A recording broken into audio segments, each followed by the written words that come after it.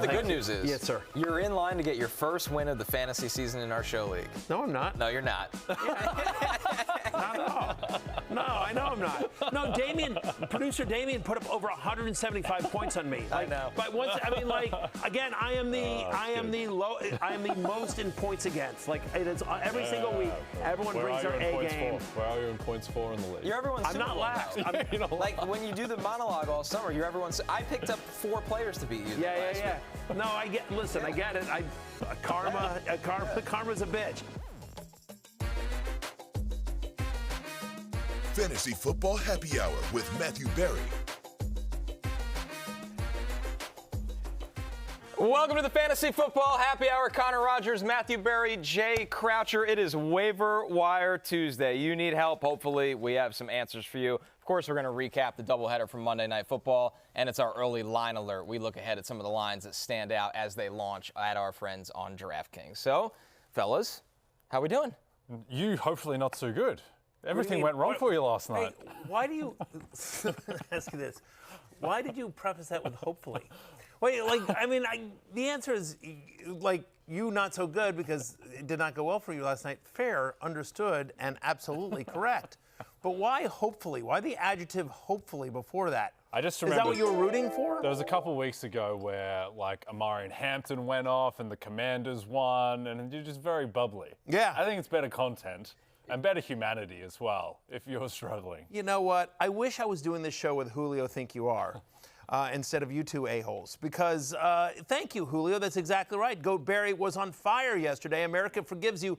Ertz hit. Allgeier got a touchdown. Swift was great. All things we discussed. Yeah, so you're absolutely right. Thanks, Julio. Think you are for the shout out for me calling Bijan Robinson longest rush over 15 and a half. And he broke an 81-yarder. That also cashed. Ja'Cory Cross-Camara did not get to 9.5 receiving. Sitting at that 7 yards. To be fair, when you're betting props, a lot of the time you're betting on usage.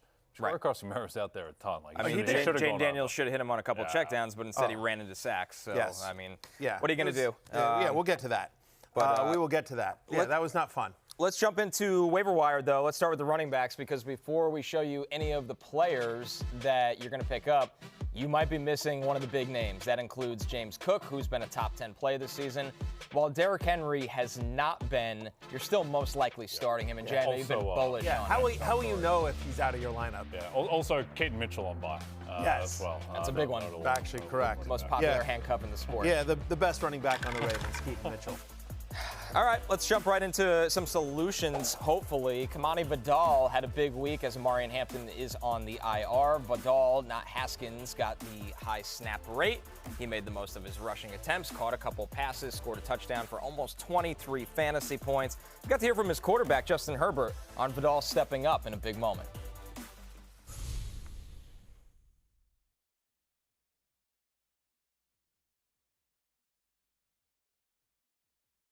Yeah, it was awesome to see. You know, he had a great year last year. He stepped up some big plays last year, and so that's what we were expecting from him. He's done such a great job of listening and understanding what we're asking of him, and he took the most of it today, and it's awesome to see that he took the most of that opportunity.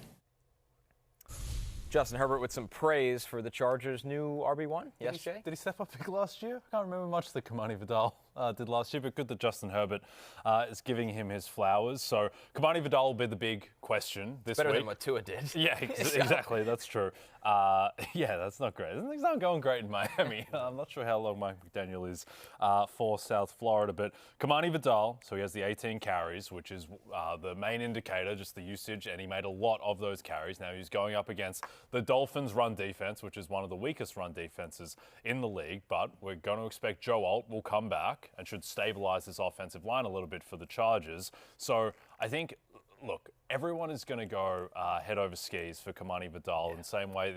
He's kind of the Woody Marks of a couple weeks ago, I would say.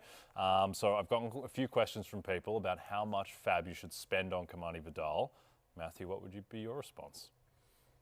I think it sort of depends on the situation, right? It's always hard to answer those questions in a vacuum because it's like, sure, are you sitting here and you're 2-3, you're 0-6, like what? Or 2-4? Are you 0-6? Are you, are you 4-2, right? So sort of, what's your situation? What's your running back depth?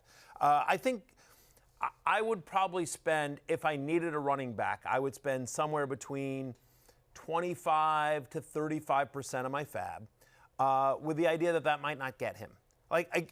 So I think everything you just said is right. Look, Omarion Hampton is going to come back, although it might be longer than the 3 weeks that are left.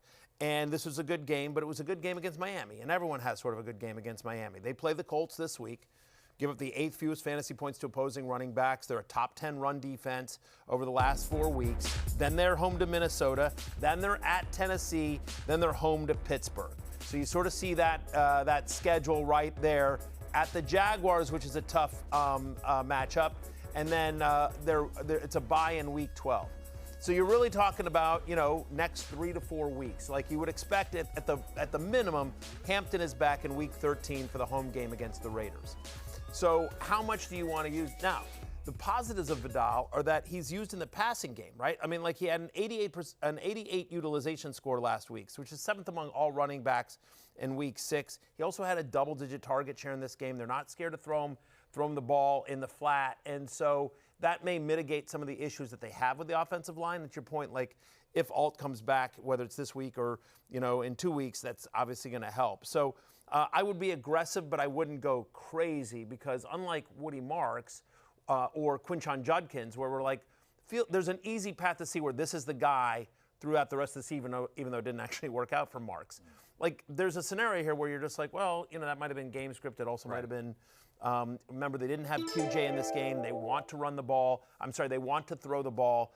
Schedule gets tougher. Hampton's coming back. Sean Scarborough says, I would hold on Haskins. I don't think that's crazy. No. Again, could be somewhat, the Woody Marks example is a great one, right? I mean, they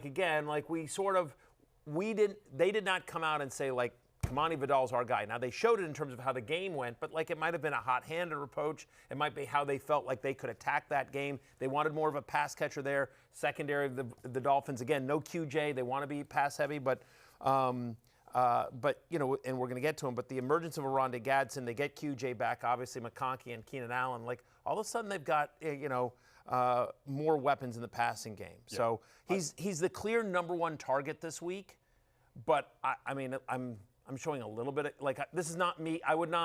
He is not a guy that I would push all my fab into the middle for, the way we've said with some other guys. To contextualize that, the way I would look at it, we're going to talk about Bam Knight in a second, but in terms of how much fab spend on a 1 to 10 scale, if Bam Knight's like a 1, and we'll get into it, and say Jordan Mason last year after McCaffrey went down was like a 10, right? Yeah. Then I think Vidal is like a 2.5 or a 3, right? Yeah, I might say 4. But yeah, I'd go a little higher if you're Again, like you said, contextual. If you're 2 and 4 and you're like these next 3 weeks, because the trade deadline's November 4th, and the Chargers, I don't think they're going to make a move for a depth running back right now, even though they lost Najee Harris. You need some kind of help, then you're going to be a little bit more desperate. But I agree that it's not don't expect him to save your roster kind of player. This is a short-term Band-Aid. Yeah. So another point. But we like him, and we like him significantly more than everyone else. 69% available, Kimani Vidal. Tyjae Spears, 76% available. What was the percentage available? 69. Interesting. Okay, yes. Got it. Thanks. Tyjae Spears, 76. He's got a tough matchup this weekend against New England. We're on More Peacock, on that. you understand. Yeah. I just want to, for the Peacock audience, I want to understand what's the availability. What about the YouTube audience? Yeah, That's where the chat lives. This specific question was for the Peacock audience. Purely for I see from Ryan in the chat, it's such a trash waiver week. It's not the best. I'm not going to lie. It's not the best. That's why our number 2 running back is Tyjae Spears. He's 76% available. He's been out there. The matchup against New England, Matthew, it's not good. Yeah. It's Mike Vrabel's return, and I don't think he wants any running back on Tennessee to do anything against this New England defense. But he did have 5 carries and 4 targets last week, so he's at least involved now. Played 59% of the snaps, had a 65 utilization score, basically a 12% target share as well. Heavily involved. Now, a lot of that was towards the second half where they were trying to come back. But, by the way, the Titans are not good.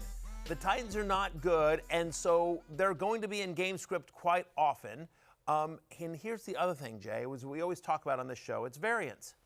Yesterday, after the show, Brian Callahan fired by the Tennessee Titans. Mike McCoy, the former Broncos head coach, is now their new interim head coach. And so there's variance here. We don't know how Mike McCoy and the quote-unquote new staff feel about Tony Pollard versus Tyjae Spears. But what I would say here is that for the first up until last week, like it was all Tony Pollard because Tyjae Spears was on IR, and it got Brian Callahan fired. So I mean, just if you're Mike McCoy, if you're this offensive staff sitting there going like, well, that guy's out the door. Like, let's try something different. And I don't know how many. There's a little bit of rearranging the chairs on the Titanic here, in terms of just the roster that is the Tennessee Titans, but there's some potential variance here. There is some variance. So 2 things. One, congratulations to Tyjae Spears, who just went past Kenyon Drake in terms of lifetime mentions on the Tuesday Waiver Wire show. Yep. 2, I do think there is some upside just because Callahan and the show that they were running, Connor, it might have been the worst coaching operation in the NFL, along with your New York Jets. They had a sequence at the end of the half against the Colts in week 3 where they couldn't figure out their field goal unit, where it's like, this shouldn't happen in high school. Like, it was just a complete debacle, and that may have infected the offense. And there is still upside. Like, there are still talented players on this offense. It's not going to be great, but I think it can get to competence. I agree. I get what you guys are saying. The problem is Callahan gave up play calling weeks ago, and Bo Hardegree is still the play caller. So, like, maybe the influence from the top does change some things. But if the play caller is the same, I don't think you're going to get some giant spike in usage. Well, unless, again, McCoy may just literally say, like, that's the guy I want. If there are some positives to point to, again, nice usage in week 1. He is going to be the third down, their long down and distance back, their 2-minute drill guy. He's their passing down back. And this is a bad team that is often going to be in negative game script and having to throw, especially against the Patriots and the red-hot Drake May. So New England, who, believe it or not, is actually bottom 10 in terms of most receiving yards allowed to opposing running backs, Tyjae Spears has potentially some flex opportunity here in a 12-team or deeper league. He's available in 76% of leagues. But, again, it's an ugly week for Waiver Wire, but he is the second best option out there. We didn't even get to the injuries yet, specifically at wide receiver and tight end. So you're probably looking to fill out a roster. This one from David. Ridley's hamstring could change the balance of Tennessee. Yeah, I mean. No, the balance is still crappy. Yeah, that's the problem. I don't know that it changes anything, but it is a significant target earner on the Titans that is not going to be there. So as we look at sort of that passing attack. Bam Knight, our last running back here. Yes, New York Jets, great. That's right, former Jet legend Bam Knight, 88% available. He's out there. He basically split this backfield with former other Jet great running back Michael Carter. 11 carries, 34 yards. He did fall into the end zone. He had 1 catch for 20 receiving yards. Where's Sean Green? Bilal Powell. Right, Leon Washington. Leon Washington. Joe McKnight. Madden superstar. How about Joe McKnight? Rest in week peace, 17. Joe McKnight. Legend. Legendary Jet. What about, I'm looking forward to, Jay, this offseason where there's, some local bar, probably in Queens, where Connor Rogers is hosting like a Jets offseason chalk talk with Bam Knight and Michael Carter. Right. We love having Arizona Cardinals on our show. Yes. Exactly. Yep. It's kind of an offseason Badlands where it's just sort of like, talk to me. Because you're not going to get any real Jets, but some former Jets. Yeah. Wayne Corbett's always around. You can grab him. He is. Wayne Corbett is around. He was in London with the team. Chad Pennington. Chad Pennington. Todd Zeal, probably not available for that. So no, we can't get Todd. No, exactly. That's but you're at some hole in the wall in Queens. Talking to Bam Knight. If you're picking up Bam Knight, good luck. That's in trouble. Bam Knight. No relation to Bam Bam Funkhauser from Curb Your Enthusiasm, for those wondering, or Adebayo. But Bam Knight. So people were absolutely up in arms after there was the reporting going into the game that Bam Knight was going to be the starter, and that Michael Carter was getting every single carry. And then Bam Knight got a bit more involved. He got the first goal line carry. He gets into the end zone. The issue is he's in a timeshare on what is right now a bad offense, or at least not a very good offense. They're 6.5-point dogs to the Green Bay Packers. And the bad news is Kyler Murray might come back. They said, no matter what, if he's healthy, he's starting. So if you have any Jacoby Brissett dreams, I think that's right. It's a timeshare with Michael Carter. Like, he played 49% of the snaps. He got 2 of the 3 goal-to-go rushes. So to the extent you need to invest in an Arizona Cardinals running back for this week against the Packers, not a matchup you love, then yes, Bam Knight is the guy we are recommending. Having said that, so they play the Packers this week, then they're on a bye week. And so then they come back and they're at Dallas. But could Trey Benson be back by then? We don't know. right? Because I think this was the second week, and so yeah, well, He'd be out again another week, I think. And that's a favourable matchup, but again, you don't want to be shelling out for Bam Knight for one matchup against the Cowboys, 3 weeks from now, effectively. Without the Rico workload. Like, he's not going to be like the alpha back of this, which you love against the Cowboys, but it's a split share. Exactly. So Bam Knight, a reasonable backup plan if you're desperate to put in your flex and hope that you get 8.5, 9 points out of him, but not a great deal of upside right now on the Cardinals. Kamani Vidal, yep. Oh, I was gonna say- we're letting you recover. yeah, thanks, appreciate you that. No, not necessarily, but that's all right. I think I can last for 45 more minutes, but you never know. Keeps tuning in. What I would say here is that the guys we're about to get to on the Deep League mentions, I don't know that any of them are significantly worse than Bam Knight.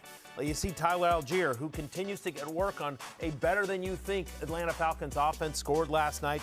Can you get double-digit touches a game for Tyler Allgeier with a shot at a touchdown. Kenneth Gainwell had a 20% target share in Week 6. That was the second highest on the Steelers. We keep talking about Kendre Miller, 3 straight games with 9 or more touches. Kamara just feels, I know they say he's not going to be traded, which totally means I think he's going to get traded.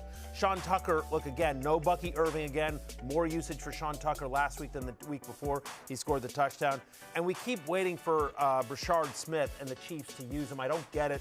He's so explosive, given just kind of the plodding nature of what else they have in that running back room as well. I love Bhayshul Tuten. We're just waiting for, Tuten to get scooting. Indeed. They're not all winners, America. They're not all winners. No. Let's go to wide receivers, where, boy, this one is not just the bye weeks, but we'll start there. Zay Flowers, Khalil Shakir, Keon Coleman, DeAndre Hopkins, Joshua Palmer, who did get hurt, by the way, so keep an eye on him. Rashad Bateman, Dalton Kincaid, who didn't play, and Mark Andrews. But I think what you're more likely here for is to replace one of these guys that are very unlikely to play, besides a few that are pending. Puka Nacua with the ankle, Emeka Egbuka with the hamstring. Garrett Wilson had an MRI that came back with positive news, but he still could miss the next couple games before their bye. Marvin Harrison Jr. with that concussion. Calvin Ridley, who we brought up with the hamstring. Dontavian Wicks. We know Juwan Jennings is playing through 9 different injuries, so even if you could play him, it might not be great results. George Kittle's trying to work his way back. Yeah, so there is a chance Kittle that's the plays most this week. optimistic one on this list. Kittle is trying to work his way back. Brock Bowers has been out with the knee, and David Njoku got banged up, so keep an eye on his status as well. And I do think, I think they're going to be extra cautious in Njoku because he is rumored to be on the trade block, and so the last thing you want to do is, like, if you're trying to trade him, you don't want that asset to get further hurt. I don't know what's going on with my voice. I apologize. This is what a lifetime of diet soda does to you. It catches up to you. I'm drinking water. This is water right here, boys. I don't know. It left with your guillotine team. Yeah. They took the trip together. Indeed. Might have, and my hair. Don't forget that, and all my loved ones. Anyway, those are the injuries we're tracking, and I agree with you. Those are the bigger holes that you're going to see this week. Then you're not really concerned about none of the Ravens are available to me. None of the, you're probably actually you're more likely to need a tight end based on buys. No Mark Andrews, no Dalton Kincaid, who didn't miss last week, versus, but again, like a lot of big name injury wide receivers, chances are you're missing somebody this week. Well, let's look at the wide receivers, and Kendrick Bourne is back on the list at 65% available. The Niners have just had an array of injuries to this entire team. Kendrick Bourne has stepped up in the absence, and Jay, as I said, even if Juwan Jennings plays, and we're waiting to see what Ricky Pearsall does as well, Jennings is so banged up right now that Bourne is a factor. Yeah, until he proves his health and performance, I'm just going to go forward with the assumption that Juwan Jennings is now below Kendrick Bourne in the pecking order, whether it's Brock Purdy or Mac Jones at quarterback, and then Pearsall is the real complicating factor. Kittle is the complicating factor as well. But I do think that this offense is going to reorient as these guys get healthier. Christian McCaffrey can't just keep catching 8 passes every week. Like, they just can't keep doing that. It's going to distribute more usage to Kittle and to the wide receivers. So I think that Bourne actually has a bit of staying ability until they are fully healthy. He's had over 23% target share each of the last 2 weeks. They're at home to the Falcons, traveling to the West Coast on a short week. That Falcons secondary is pretty impressive, but still, just volume gets them there, especially if Mac Jones is back under center. There's a chance that Brock Purdy comes back, but there's clearly a connection between Jones and Kendrick Bourne, friend of the podcast, Kendrick Bourne. But even if even if Kittle is back, even if Ricky Pearsall, it still feels like we've seen enough from Kendrick Bourne. Like, he's got 2 different games with over 140 receiving yards. Yep. That he's in what is a weak Yeah. is a viable option. Yeah, I think no matter, even if Pearsall comes back, even if Kittle comes back, I still think Kendrick Bourne is the #1 pass catcher on the Niners this week when you factor in the injuries that those guys are coming off. I think what would need to change is that continue with Brock Purdy because of Purdy's connection with everybody else. But we'll see. The bottom line is you could play the Bourne identity, as Aloha Brick says right now. Should we pick up Bourne or Pearsall? A Bourne ultimatum, if you will. Yes. Oh, nice. Thank That's you. well done. Yeah, while well you're played. over there dying slowly, I'm trying to the save us show. here. Bourne or Pearsall? I'd say Pearsall long term is the better option, and he has the rapport with Purdy. But for 1 week, for this week, I think it's pretty close. But long term, certainly Pearsall. Yeah, I completely agree. Again, it's all contextual. What do you need somebody for this week, or do you just looking for upside? So I agree with Jay. It is Bourne in the. What's the third? There's a third one. There's the Bourne Ultimatum. Bourne Supremacy. Bourne Supremacy. There you go. Exactly. To me, they slowly kind of. Yeah. It ran its course by like. By the time Jeremy Renner Jeremy at the Renner, end. right? Yeah. Yeah. Jeremy Renner came in for once. It was just Matt. Matt Identity Damon was the there. best one. But the first one was amazing. Yeah. Phenomenal. Honestly, that trilogy. It's great the cinema. trilogy Heavy was meat great. sauce, Barry's exposed ankles have caught up to him, and he caught a cold. I think he's just choking on water, to be honest with you. Might be. I don't know. think There's he's something sick. got in my throat. I think don't it's the think I'm diet sick. soda slowly eroding your insides. Somebody It to might check be. on the Diet Coke-ler. Yeah, the Diet Diet Coke. That's pretty good. Yeah, not bad. It's an upgrade from the excuse-ler. I don't know that it is, to be perfectly honest. Anyway, yeah, whatever. I'm going to go watch The Bourne Identity. This sure. thing. That's good. Jay and I'll do the rest. Yeah, we'll That's do great. the rest of Thanks. the show. Be great. We'll talk about Josh Downs. Yeah, Josh Downs is 51% available. He meets our threshold. He's got the Chargers. Been a good 2 weeks here for Josh Downs, and shockingly, Matthew, something he doesn't do a lot. He scored in Week 6. That doesn't seem sustainable, but is the target share. Yeah, I mean, look, over the last 2 games, it started to creep up with a 25% target share. A.D. Mitchell basically on the in the doghouse. Alec Pierce came back last week, but it does feel like it is starting to settle in with Michael Pittman, Tyler Warren, and now Josh Downs as the third option in this passing attack. That's obviously better than people think. 6 for 42 and a touchdown. Look, the challenge here is that this is still a run-oriented team. He's still only playing in the slot, right? He had a 63% route participation on the year. And so I think he's more of a, in a bye week for a 12-team team, 3 wide receivers. I don't know that he's a shallower league option. But in a deeper league, I think he could potentially be useful. It is a nice matchup with the Chargers, Jay. They allow the 4th most yards after the catch to opposing slot receivers. And so that is where Downs is lining up the most part. And we have seen over Daniel Jones has actually done a really nice job this year, but traditionally Daniel Jones is more comfortable in the middle of the field when he throws there. Yeah, it's a testament to the Colts' depth, my beloved Colts, who, by the way, AFC is looking pretty open at the moment. Don't be surprised if the Colts are in an AFC title game. They feel destined to lose to Josh Allen or Patrick Mahomes ultimately, but this team is really good. This offense is absolutely humming. And the fact that Josh Downs is basically a 4th option in this offense, like Josh Downs is really, really good. Yes. And I think the concern for him in terms of his fantasy upside is that he can be really, really good and still be 6 for 42. Now, he still got into the end zone, and that helps, but it's just like Tyler Warren and Michael Pittman, they operate in the same kind of zones on the field as Josh Downs, and Pierce is more the guy who's on the outside as the deep ball threat. But I think that Downs, just because of the talent and because he seems to have this rapport with Daniel Jones now, he can be a viable flex guy. I just don't think there's that much ceiling in this offense. This passing game, the identity of this passing game is Tyler Warren at the moment. Yeah, he just doesn't. He's never been a big red zone threat. He's never been a big touchdown scorer. And I'm trying to remember the play. I saw the play live. I haven't rewatched it, but I don't think he was the first option on that. I seem to remember Daniel sort of scrambling around, and he found Downs in the Daniel Jones.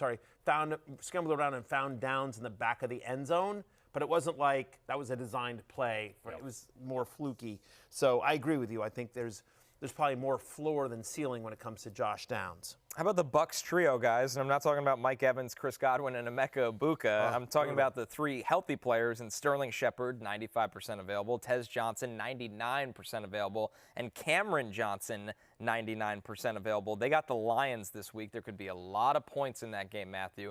Everybody's trying to figure out who is the wide receiver you want to pick up amongst the three? And I think you ranked them in the right order. When you announce them, that's the order I would do it. I would do Sterling Shepard, then Tez Johnson, then Cameron Johnson. Sterling Shepard, he's had 3 games with at least a 15% target share, and he's got double-digit fantasy points in 2 of those 3 games as well. Tez Johnson, obviously, he's a nice prospect, made the great catch. We love that.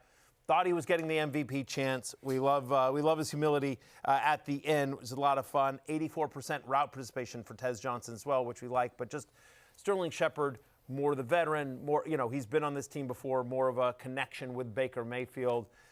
Tez basically had the big one play, had the one big play. He had 3 targets. He earned 3 targets in this game. Now, again, Boutte left, halfway through the game. But to me, that's the ranking. Shepard, Tez Johnson, Cameron Johnson. That's how I'll have them ranked in my ranks this week. Yeah, also, I think Sterling Shepard may have some staying power as well because Evans has still got to come back off the hamstring. Chris Godwin, at this point, I'm just not expecting a great deal from him this year with the seriousness of that fibular injury. And then Emeka Egbuka, and to the best of my knowledge, there's been no actual reporting on what grade of strain that he has.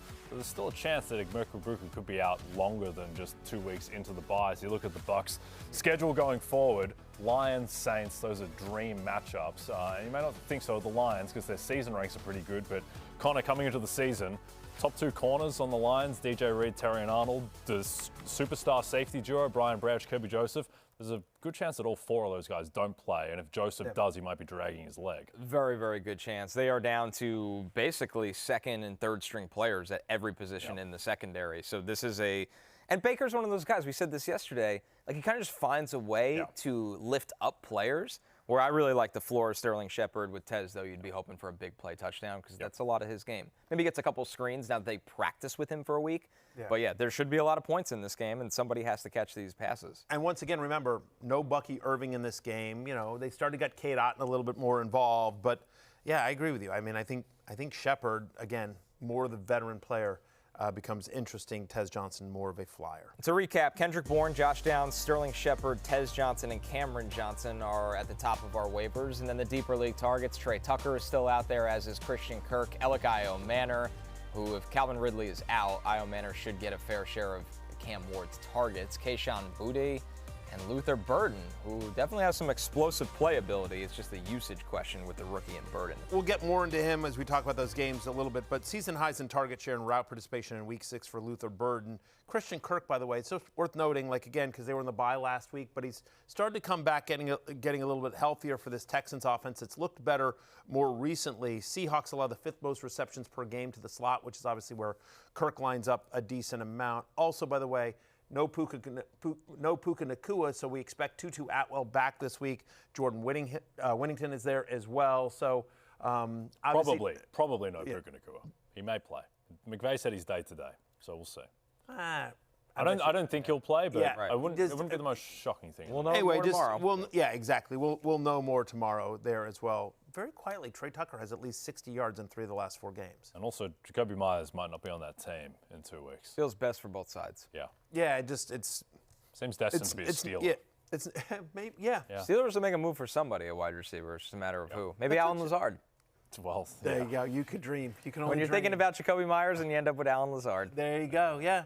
Rashid Shaheed? Yeah. Rashid Shaheed would be a good one there. Randall Cobb come out of retirement for Aaron Rodgers in Pittsburgh. So it's a possibility. Always a Wouldn't rule it out. It was so good a couple years ago with the Jets. Yeah, Jacoby Myers. I mean, Steelers make a lot of sense for Jacoby Myers, for sure.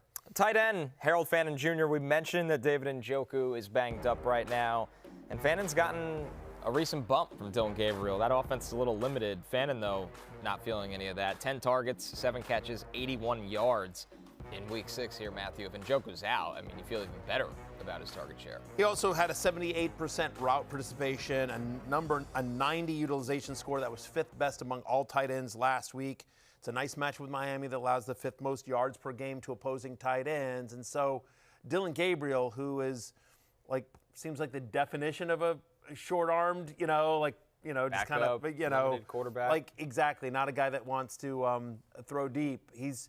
Dylan Gabriel becoming the starter for the Browns has done a significant amount for Harold Fannin's fantasy value. After that first game of the year where he thought, Fannin had this great camp and looks like he's immediately going to be part of their offense, then he sort of went down and Njoku. But with Njoku's injury and Gabriel becoming more comfortable, coming off the big game here against, last week, right, where he went 7 for 81 the week before. He caught a touchdown in the overseas game. So I think Fannin is pretty interesting. He's available in 73% of leagues. Yeah, I mean, his quarterback is a guy who Stefanski trusts enough, seemingly.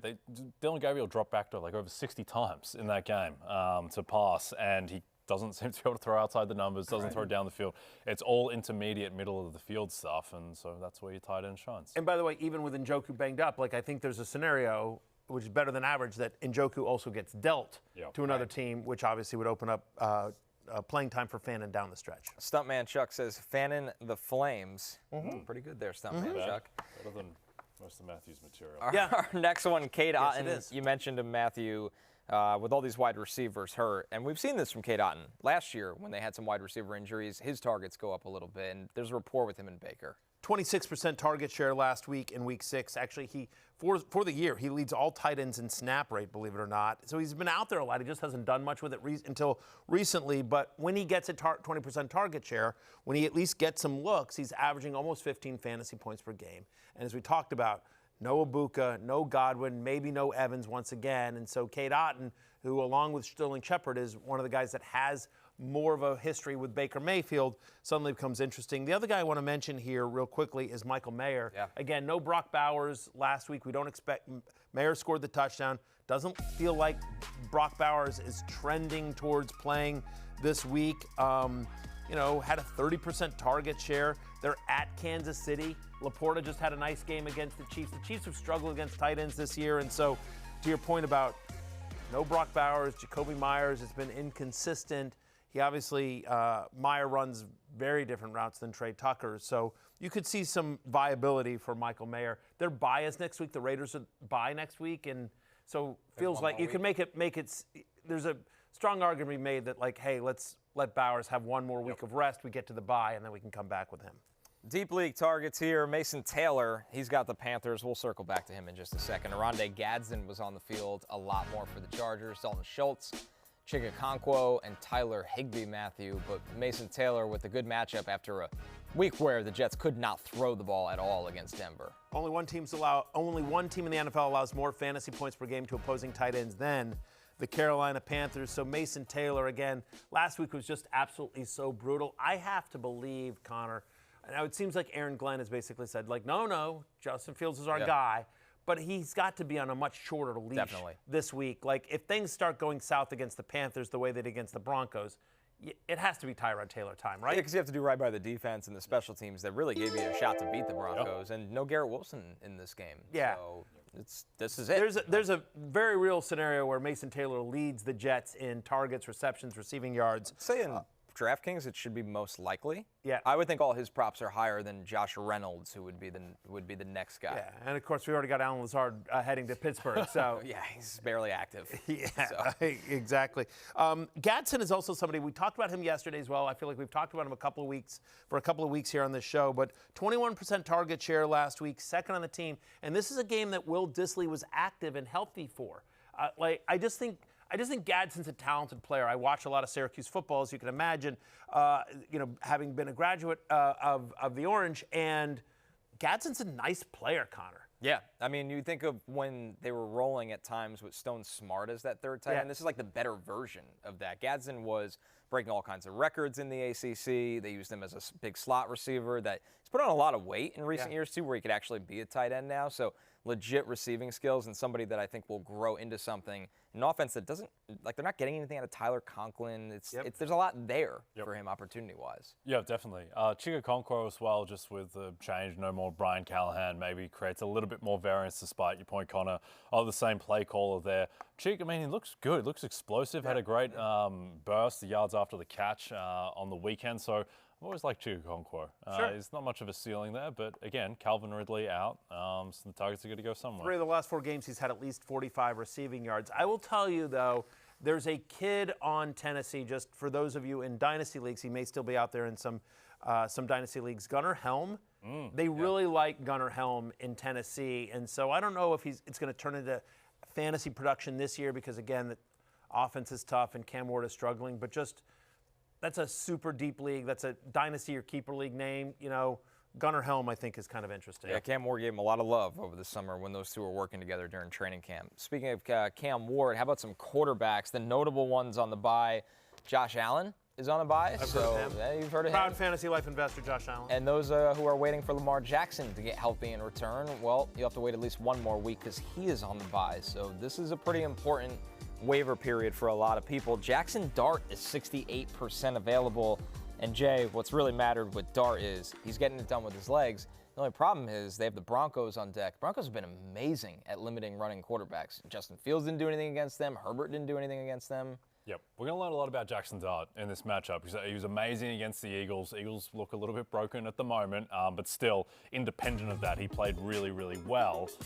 But we are still 1 week removed to him really struggling against the Saints. He just provides so much rushing that even with the difficult matchup against the Broncos, I think he is going to be a startable quarterback, and he shouldn't be on any waivers. Any quarterback who can string together 3 weeks in a row of over 50 rushing yards needs to be rostered and started. But look, the Broncos, I'd say that they're probably the clubhouse leader to have the best defense in the NFL right now. And there's no Malik Neighbors. And so Jaxson Dart is going to have a lot to prove. Yeah, I think, that you're absolutely right that this matchup against Denver is going to be very informative. Denver held both Justin Fields, Jalen Hurts, and Daniel Jones to 36 rushing yards. Not each of them, like combined. Combined, those three mobile quarterbacks had under 37 rushing yards combined against the Broncos. So they're really good against mobile quarterbacks. They're allowing just the second fewest fantasy points to opposing quarterbacks. Again, the game that we saw last week with Justin Fields certainly helped skew that. But Dart, we've talked about this. Like I've said this, like the minute he got named the starter. Honestly, in the offseason, we talked about this. In the preseason, we talked about it. And we saw sort of some of these preseason games. So like the minute Jaxson Dart becomes a starting quarterback, he's going to be a top 12 option. I think he's going to be borderline. This is probably his toughest matchup we've seen so far. But to date, he's the 11th best quarterback in fantasy football in his 3 starts. He's averaging 19.7 fantasy points per game. And even if you don't want to use him this week, I think he's a priority on the waiver wire because there'll be other weeks where you can use him. And I think he's going to be good enough that if you're hurting somewhere else, like let's say you have Josh Allen or you have Jalen Hurts, you're like, whatever. I don't need a quarterback. I have Mahomes. I don't need to go. No, you do, because I think Dart is good enough and will be good enough down the stretch to be a viable QB1. So if you're like hurting at wide receiver, you got hey, I'm trading Patrick Mahomes. Now what can I get for Mahomes? What can I get for Jalen Hurts because I have Jaxson Dart and I feel good about that. I'm just saying that's how I would approach it. Raise the flags. An interesting question here. Knicks or Dart in the same game? Yeah, I'm probably going Knicks here. I mean, it's two good defenses, right? It's close. Knicks look terrible. Yeah. The Broncos' offense was rough against the Jets. You can hope for a bounce back, but I think it's two good defenses. But I'd rather face the Giants and the Broncos, and I'd rather be throwing to Cortland Sutton, Troy Franklin, Marvin Mims than Wan'Dale Robinson and Lil Jordan Humphrey, and so it's close. But Knicks higher floor, Dart higher ceiling. Right.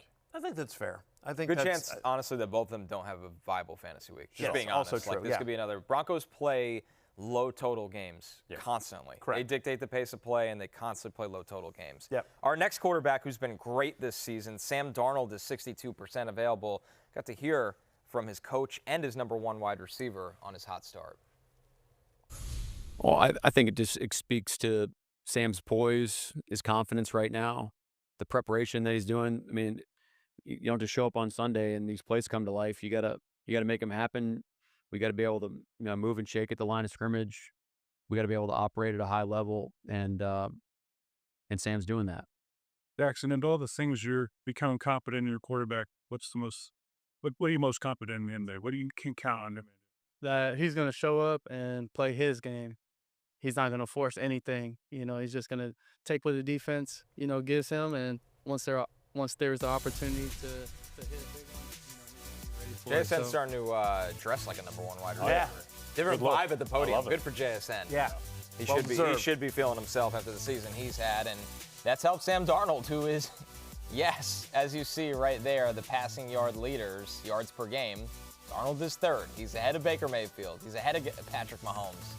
I mean, he's been that good so far. I'm actually surprised 62% available. Yeah, he's now had back-to-back weeks finishing as a top 10 fantasy quarterback as well. He's had at least 2 touchdowns now in 4 of the last 5 games, so it feels like there's at least a floor here. You don't love the matchup against Houston, but again, they're at home. Houston has to travel to Seattle here, and so with a out of the bye, I think the Houston offense will look better. The Seahawks defense a little bit banged up. They're starting to show some cracks, and so I do think Seattle may have to be more aggressive in this game. Again, not that you love it, but I do think Darnold is more viable than people probably thought at the beginning of the year. Yeah, definitely. I'm very interested to see how this sustains in terms of the play action deep shots that they've been thriving on, Darnold to JSN. I think it just has to regress a little bit because they throw the ball so little. Their pass rate over expectations been bottom 5 in the league. So he needs to keep hitting these plays to maintain the value that he has so far. I think that it'll maintain an above average rate. I just don't think there's going to be like 60-yard bombs connected on every single play every single game because no one ever does that. You'd think so, but then I feel like that's what we said last year against Saquon Barkley. There's no way he can keep getting 60-yard rushes every single game, and then it felt like he kind of did. Yeah. More faith in Saquon and the Eagles O-line than Sam Darnold and JSN, but we'll see. JSN is right now seems like a top 3 receiver in the sport, and Darnold, now we have a season and a bit over a quarter sample of Sam Darnold just being a really good quarterback. So I think we probably he's the number 1 quarterback in EPA per play. He's been the most efficient quarterback in the league. He's played really well. It's been a great signing for Seattle, by the way, and it's so funny just seeing sort of what's happened in Minnesota, and what's happened with Geno Smith in Las Vegas, and the Seahawks are looking the best of all the kind of musical quarterback chairs that have happened among the franchises here. Last thing here, watching that clip of Jaxson Smith and Jigba facing the press, it's just so brutal. It must be so brutal being an NFL player because so many of the people that are asking questions are not trained broadcasters.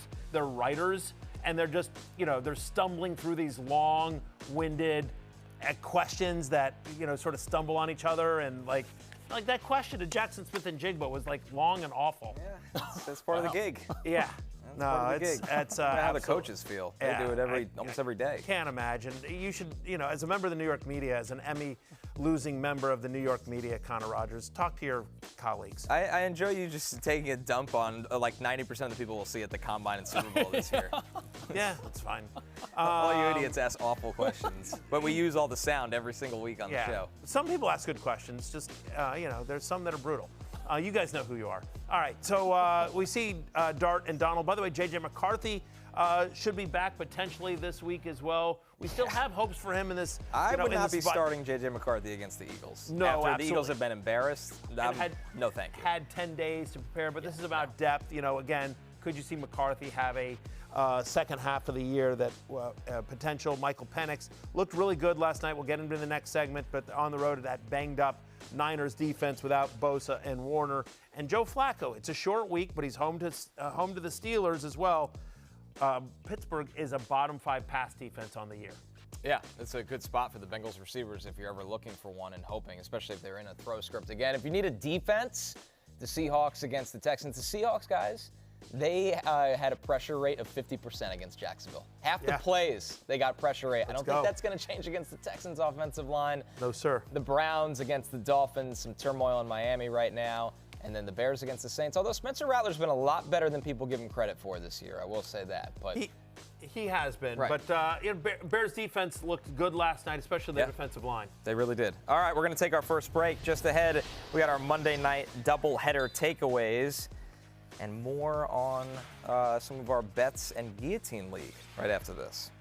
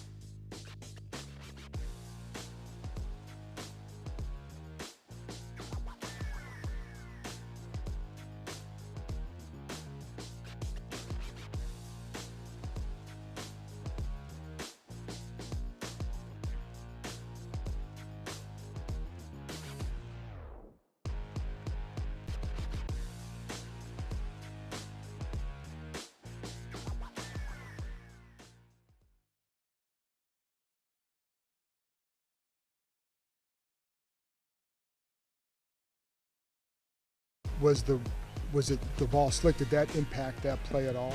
I'm not going to sit up here and blame it on the elements. I mean, at the end of the day, I got to focus. I get paid to go out there and focus playing and play out, and I had a lack of focus right there, and it cost us the game. When you were on the sideline, you see the ball come out. Time to go win the game and not give the ball back to them again. The mindset was be able to hold the ball, run the ball, make them use their timeouts, stay in bounds, play smart situational football at the end of the game and go win.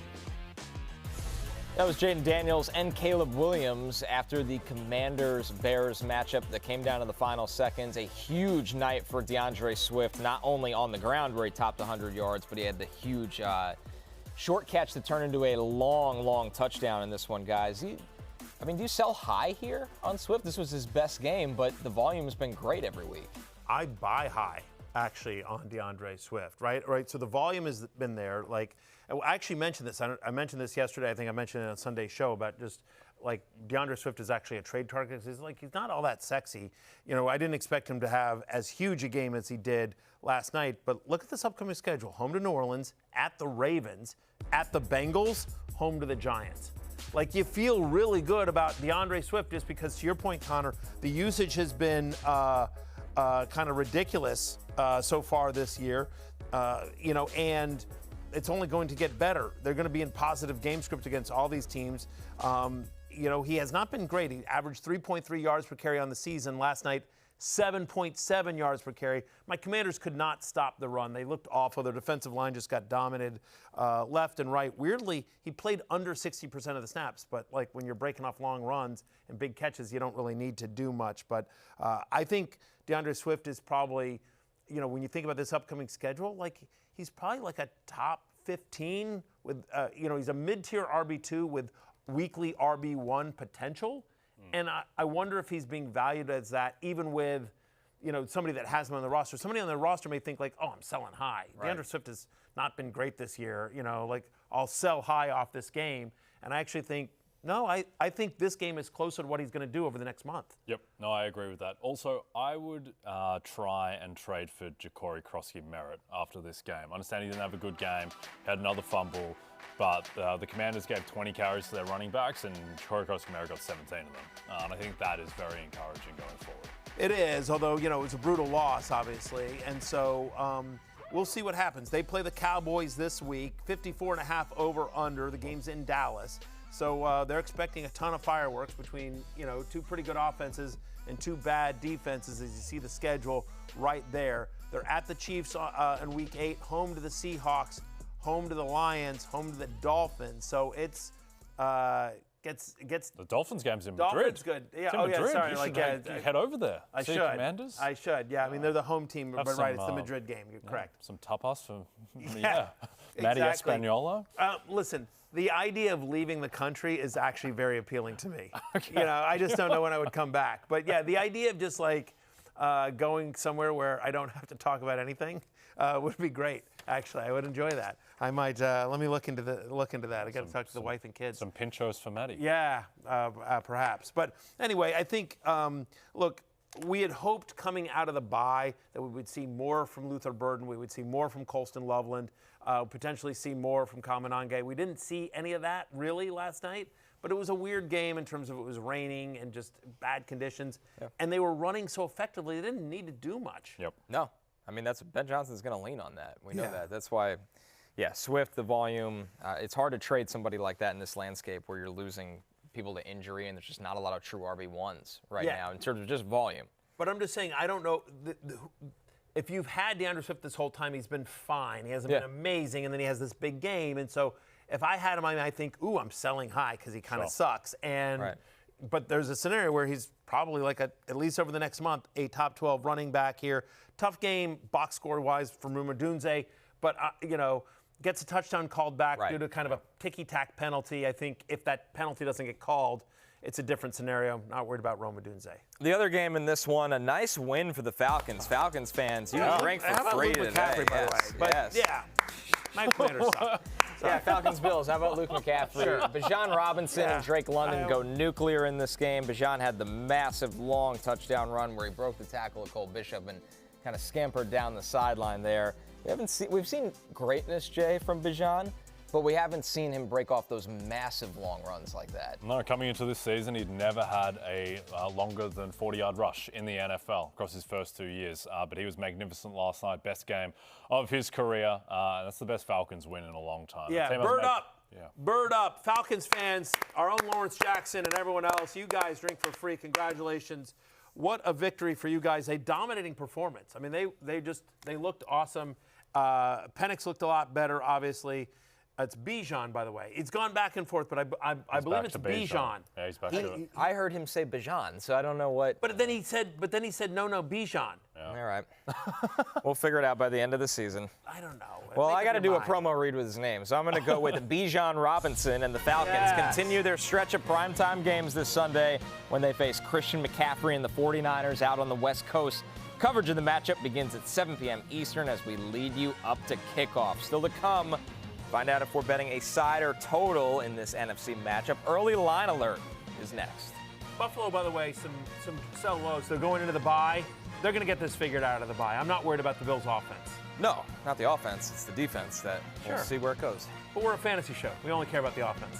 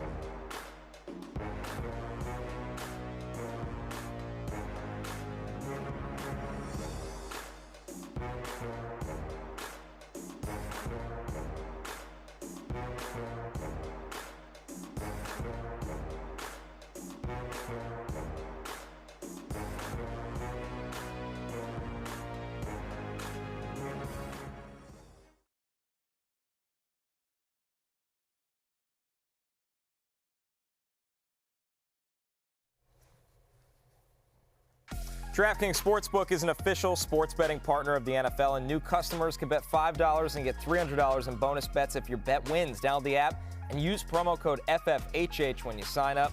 DraftKings Sportsbook, the crown is yours. Crown is yours. Last call, it's time for Early Line Alert. As we do every Tuesday, we take a look at the sides and totals to kick things off. What do you like this so far, Jay? You got to take the Falcons +3 at San Francisco. I don't understand why the Falcons are 3-point dogs here. I think these teams are very close right now, just in terms of the level with all of the Niners.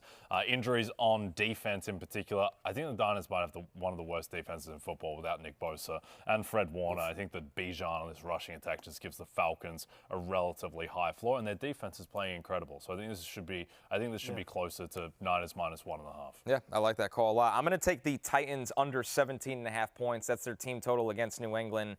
I know 17.5 is a low number, but Mike Vrabel's defense is playing really well right now, and I think it's going to be a little personal for him going back to Tennessee. And Tennessee, I mean, they had the fluky win against Arizona, but that offense can't get anything rolling right now. No, it's brutal. I like that call. I'm going to take the under on the Washington-Dallas game. 54.5 is a big number. So two teams coming off brutal losses, right? The Cowboys losing to the Panthers. Commanders obviously losing to the Bears in a heartbreaker last night. Dan Quinn returning to Dallas as well. I think both these defenses were embarrassed by what happened to them last week. I think they both played tough. I think it's a closer game than maybe you think. Give me the under on 54.5. in this game. I think it's a lower scoring game than they think. That music means it's closing time. You don't have to go home, but you can't stay here. We are back tomorrow for Jay and Connor. I'm Matthew. Good luck in waivers tonight. Peace out.